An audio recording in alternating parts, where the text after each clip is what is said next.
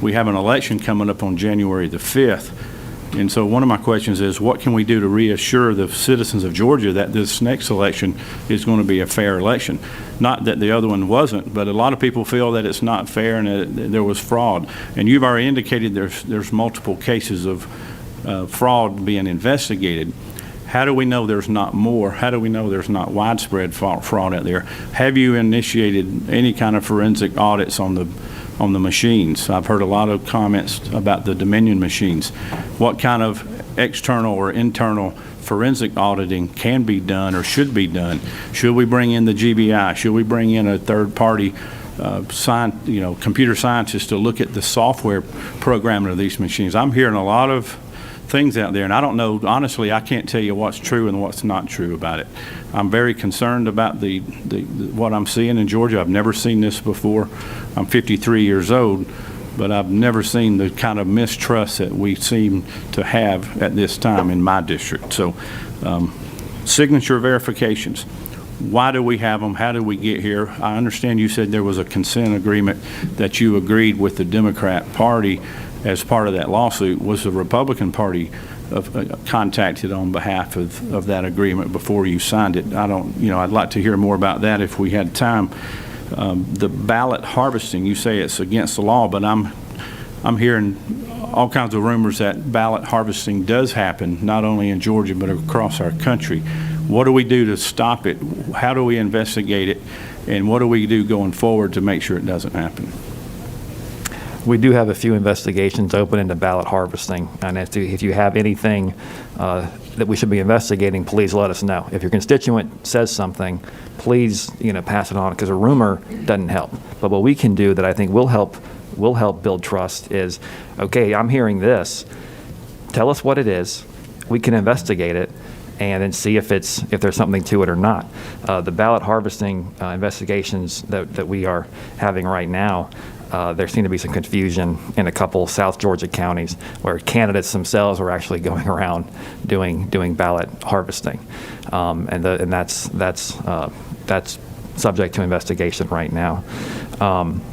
I'm glad you asked about an audit of the machines. That's something that we've already done. We had a independent voting system testing lab come in after the election and audit a cross-section of our machines. I think we've released those results to you guys, but I'm happy to recirculate them. And what they found was, no, the machines were working exactly properly. The software on the machines is exactly what's supposed to be on there. There's a thing called a hash value where we know the expected hash value.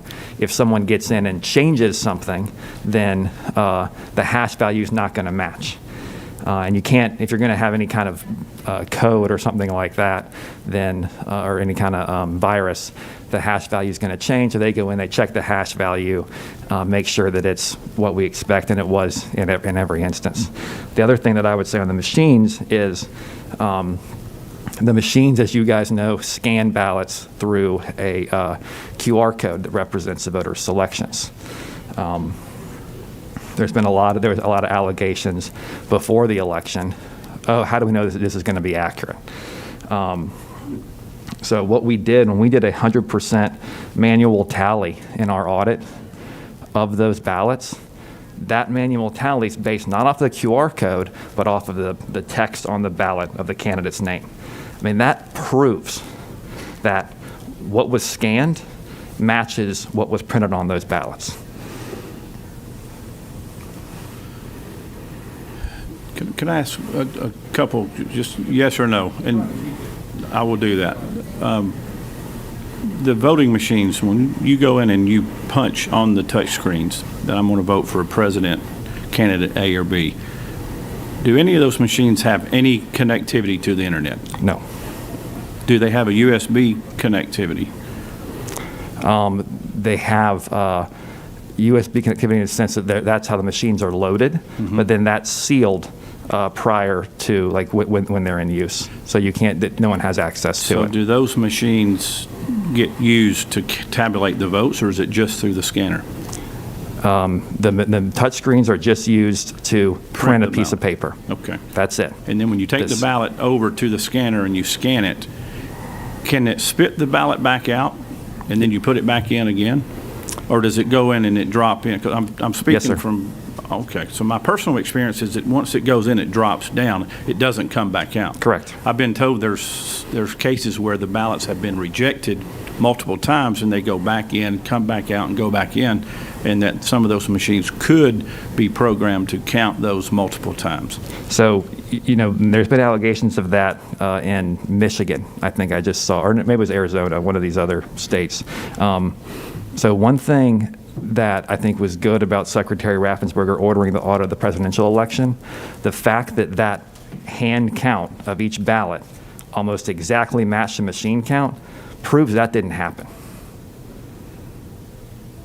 Thank you. If you're going to scan the same ballot multiple times, you're not going to get the same count when you do a hand count. Okay, these are good questions, and we've got like 2 hours left. I'll get to it. I think we're going to have some folks that are not going to be able to be here today, so we've got a little bit more time, but I don't want to take it too much of your time because I know you all got work to do as well. But I wanted to go down to our minority